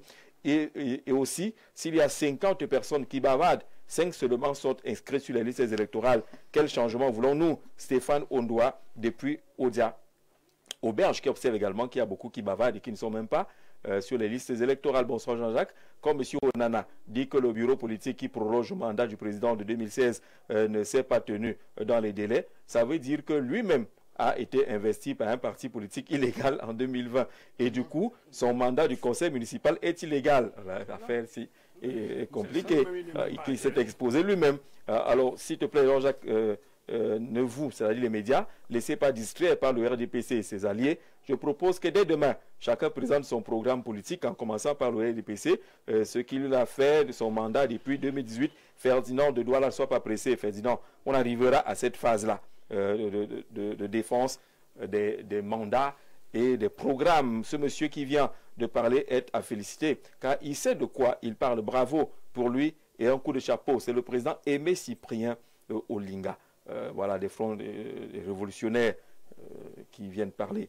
Alors, bonsoir. Urgent, Yebga Dieudonné, vrai président du Manidem, élu lors du dernier congrès du parti, est en route pour Yaoundé, où il déposera son dossier de candidature. Le Conseil constitutionnel nous dira qui de Kamto ou de Yebga sera le candidat du Manidem. Bonsoir. Bonsoir à vous également. On dit comment affaire à suivre. Affaire à suivre. Et nous, les médias, on est là. Dès que le sujet va arriver, on va le mettre au goût du jour sur la table. Bonsoir, monsieur qui a gagné les sondages là. S'appelle comment, s'il vous plaît, Joseph de Crédit. Tu ne regardes pas l'émission, Joseph. Il a dit qu'il est connu de tous. C'est président Aimé Cyprien Olinga. Bonsoir, le panel. L'écologiste confond l'élection présidentielle à un concours intellectuel où le plus rationnel ou le plus logique aura gain de cause. Il se trompe. C'est la popularité du candidat qui prévaut dans notre contexte, dont il gagnerait à rejoindre la coalition de l'APC Thierry depuis Ekoumdoum, qui dit qu'il est la voix du terrain. Bonsoir, monsieur Zé. Le grand soir, si on organise les élections justes, transparentes et véritablement objectives au Cameroun, le candidat du RDPC, quel qu'il soit, ne pourra pas arriver, même en 5e position. Pour moi, Maurice Kamto est le meilleur choix. Ahmed El Bachir depuis Ngaoundéré. Bonne émission à tous. Benoît, on a écouté les uns les autres qui s'expriment sur la question de la mutualisation des forces de l'opposition par rapport à ce qu'on voit aujourd'hui. Est-ce que c'est envisageable lorsqu'on a déjà 50 contre 1 et qu'on annonce même que Yebga est en route pour Yaoundé pour déposer également le FDC? On a des informations là. Vous n'avez pas dit, il paraît que vous avez à choisir un candidat. On va y arriver. Ce n'est pas encore la phase des coalitions apparemment. Bon, j'ai écouté, comme vous, le tour de table. C'est vrai que j'ai été témoin, faisant partie du peuple, de révélation du président Olinga. Heureusement qu'il a si bien rappelé, ils ont pris le peuple à témoin. Ça, je vous en félicite. Le peuple a été témoin de votre sacrifice. Tout à fait. Pour leur bien.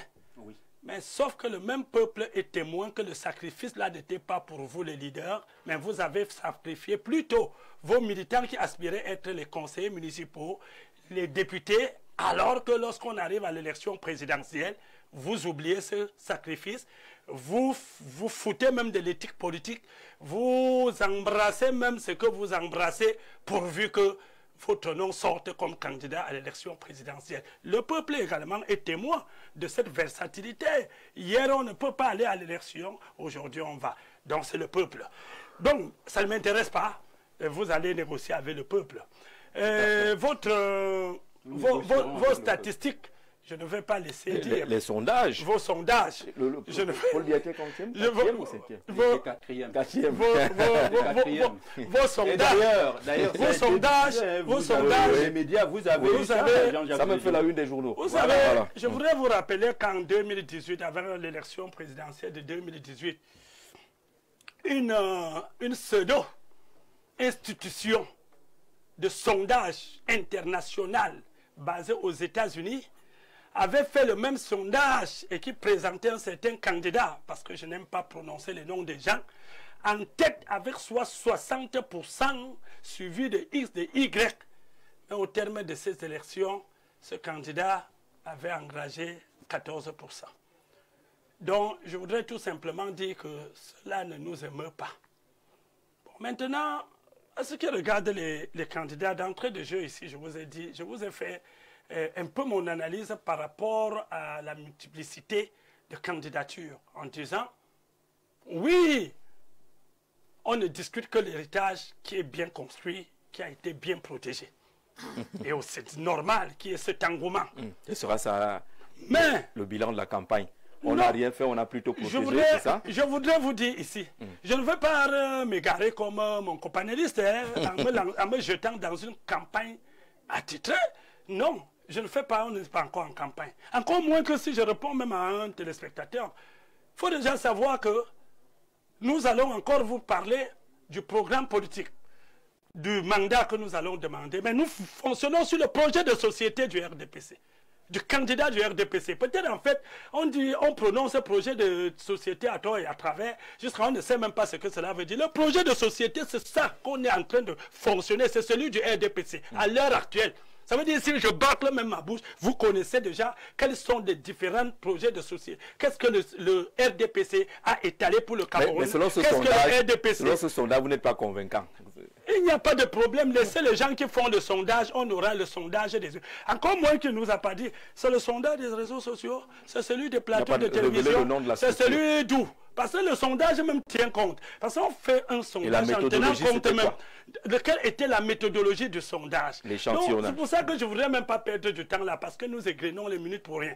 Mais je voudrais quand même le dire sur la multiplicité des candidatures que, pour une fois, en sortant même de la première analyse que j'ai faite, je peux m'incliner sur l'analyse de mon compagnoniste de droite, en disant, en reformulant un peu autrement ce qu'il n'a pas voulu étaler. Réellement, quel est l'instrument de mesure des partis politiques? Est-ce que c'est la capacité à tourner très fort sur un plateau de télévision comme nous le faisons? Est-ce que c'est la capacité à écrire sur toutes les plateformes numériques? Ou est-ce que c'est la capacité à mobiliser? Alors, les électeurs vont trancher. Non, on n'a plus que 2 minutes. Hein? Écoutez, malheureusement, vous avez fini les 20 minutes aux autres et il me reste les 2 minutes. Je finis l'émission en clôture. Alors, donc, je vous dis tout simplement, donc, l'instrument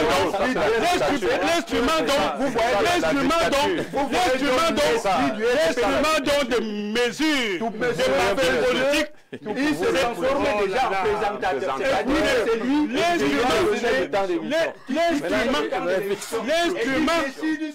L'instrument de mesure. Alors, l'instrument de mesure, c'est lequel? L'instrument de mesure. Parfait, une photo, la photo qu'on vous a envoyée. Oui. L'instrument de mesure des partis politiques, c'est le résultat aux élections, la représentativité. Ça veut dire que lorsque j'ai le FDC auprès de moi, je sais qu'il a une frange de population à mon atelier parce qu'ils ont réussi à faire un conseil municipal. Lorsque j'ai le PURS en face de moi, je sais qu'ils ont une grande représentation. Oh là là. Vous avez fui l'élection et l'a reporté en 2026 parce que vous savez qu'ils ont donc une grande représentativité. Le FDR allait faire un raz de marée. C'est pour ça que vous avez fui, que vous les avez renvoyés à plus tard. Il faut le dire au peuple camerounais. Bon. C'est vous qui avez peur. Non, bon, je voudrais vous dire, n'est plus à venir crier sur les plateaux de télévision. Lorsque vous parlez justement, peut-être vous allez réussir à séduire ou à tromper un Camerounais. Mais quand vous criez, personne ne va suivre. Il faut charmer, il faut séduire. Merci Benoît. Merci. Alors quelqu'un nous avait répondu lorsqu'on disait que M. Yegui a été en direction de Yaoundé. On nous a envoyé la décision, la lettre que le ministre avait envoyée au gouverneur, le MINAT. Et il dit que voici la lettre du MINAT statuant sur la direction du MANIDEM. Est-ce que le MINAT statue en 2018, il avait dit qu'on devait reconnaître comme président du MANIDEM Anissé Ekane. Et voilà, quand ça arrête, on devrait s'arrêter. Non, mais je pense que tout le monde peut déposer sa candidature. Alors, le FDC, réponse du secrétaire général, le FDC a-t-il un candidat? On a vu une photo tout à l'heure, l'information circule déjà. Il nous a donné rendez-vous à minuit. Avant minuit, est-ce que c'est ça? Vous confirmez? Monsieur Jean-Jacques Zé, vous confirmez je ou pas? ne voudrais pas aller dans les plateformes pareilles. Ce n'est pas votre candidat? Je vous ai dit tout à l'heure que il attend. La publication ou bien la connaissance de la candidature du FDC sera officiellement connue comme tout le reste. Le FDC ne se tarde pas sur des plateformes pareilles pour véhiculer son information. D'accord. Vous confirmez d'ici minuit. D'ici minuit. C'est bon, non? Vous êtes déjà... Et je voudrais dire quelque chose. On a fini. Une minute. Non, ce ne sera pas une minute. 15 secondes. 15 secondes. Une minute. Non, on n'aura plus, ils vont couper. Ouais. Je voudrais dire quelque chose à nos téléspectateurs ce soir.